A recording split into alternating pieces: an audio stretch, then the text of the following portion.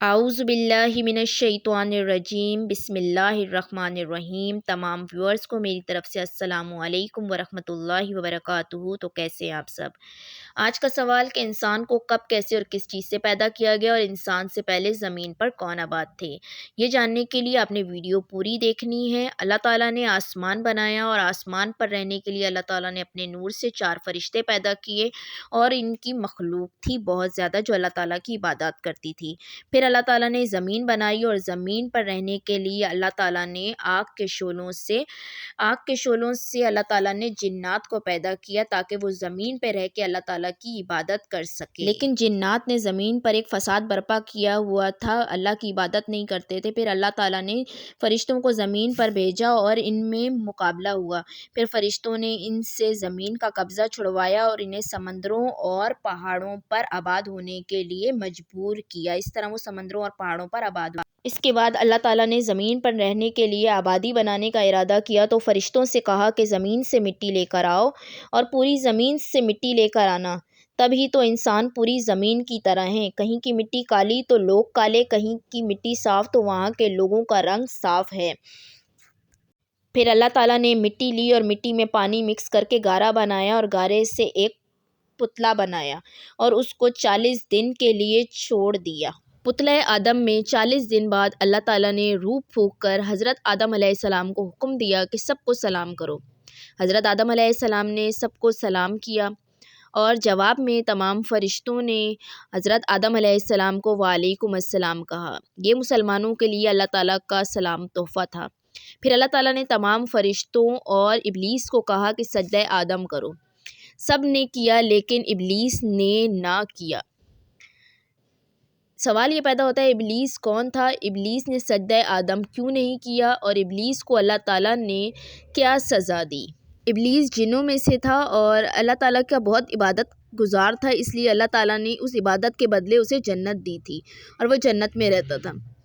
ابلیس نے سجدہ آدم اس لیے نہیں کیا کیونکہ وہ کہتا تھا میں آگ سے بنا ہوں تو میں اس مٹی سے بنے آدم کو سجدہ کیوں کروں؟ اور پھر اللہ تعالیٰ نے اسے اس نافرمانی کی سزا یہ دی کہ اللہ تعالیٰ نے اسے کہا جا تو جنت سے نکل جا۔ اس پر ابلیس نے اللہ تعالیٰ سے کہا کہ میں نے آپ کی بہت عبادت کی ہے، مجھے قیامت تک زندگی چاہیے۔ اللہ تعالیٰ نے کہا جا تجھے زندگی دی۔ اس کے بعد ابلیس نے کہا کہ قیامت تک اس آدم سے لے کر اس کی اولاد سب کو ورگلاؤں گا۔ تو اللہ تعالیٰ نے اسے جواب دیا جو تیرے ساتھ ہو گیا وہ جہنم میں جائے گا اور جس نے تیری حقیقت سمجھ لی وہ جنت میں ہوگا۔ جنوں کو پیدا کرنے کے بعد اللہ تعالیٰ نے حضرت آدم علیہ السلام کو 2000 سال بعد پیدا کیا تھا۔ اب شروع ہوتا ہے حضرت آدم علیہ السلام اور بی بی حوا علیہ السلام کا قصہ۔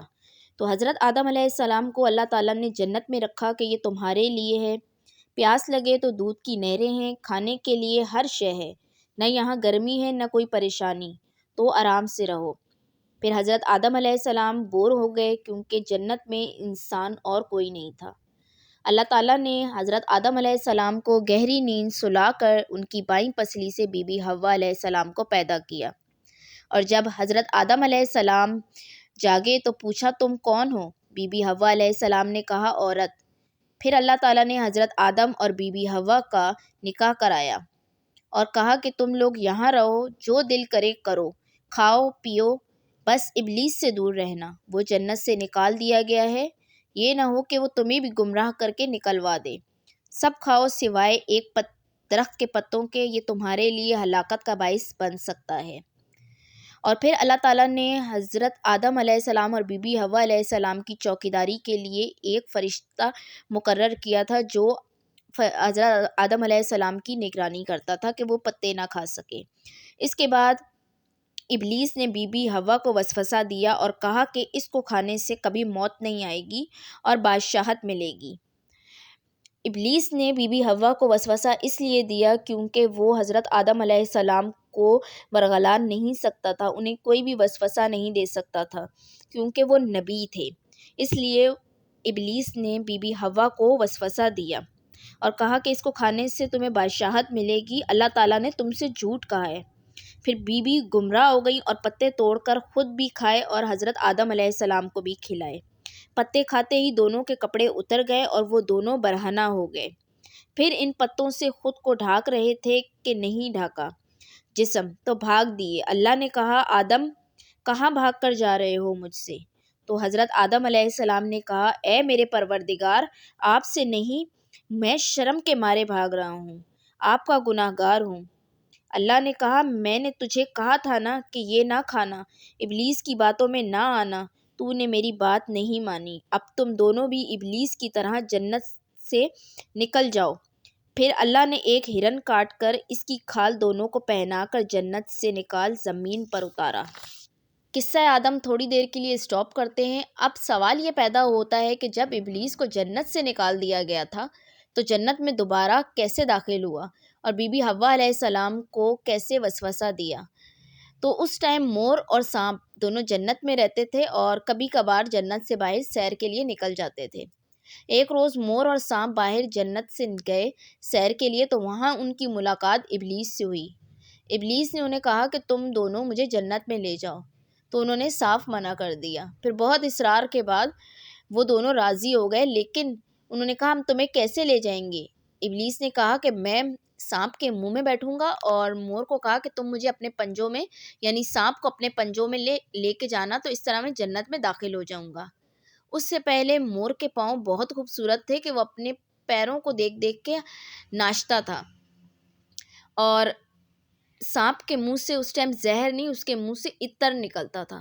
خیر جب انہوں نے یہ گناہ کیا کہ سانپ نے اپنے منہ میں بٹھایا اور مور نے سانپ کو اپنے پنجوں میں پکڑا، اور اس طریقے سے وہ جنت میں لے گئے، تو اللہ تعالیٰ نے ان کو جنت سے بھی نکال دیا، یعنی مور اور سانپ دونوں کو بھی جنت سے نکال دیا، اور مور کے پیر بدصورت کر دیے اور سانپ کے منہ میں جو ہے عطر کے بجائے زہر دے دیا۔